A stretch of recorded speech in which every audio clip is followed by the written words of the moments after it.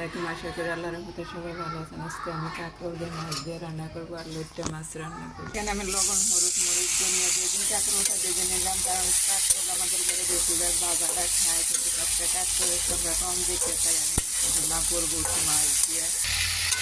একটু পরিমাণ জল দিয়ে দিলাম, তারপরে ধনে পাতা দিয়ে কাঁচামরিচ দিয়ে মাছটা দিয়ে উঠে আমি সবগুলো দিয়ে দিলাম।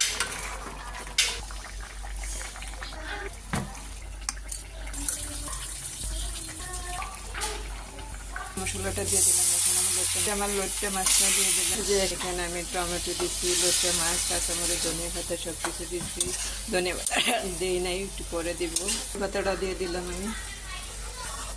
লইট্টা মাছটা একটু নরম সাইজের থাকে, তাই বেশি একটা নাড়াচাড়া করা যায় না, তাই আমি ধনিয়া পাতাটা একসাথে দিয়ে দিলাম।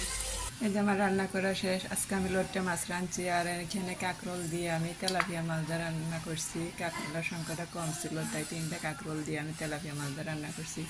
আমার ভিডিওটা কেমন হয়েছে প্লিজ আপনারা লাইক কমেন্ট শেয়ার করে আমার জন্য দয়া করবেন। আজ এই পর্যন্ত। আসসালামু আলাইকুম।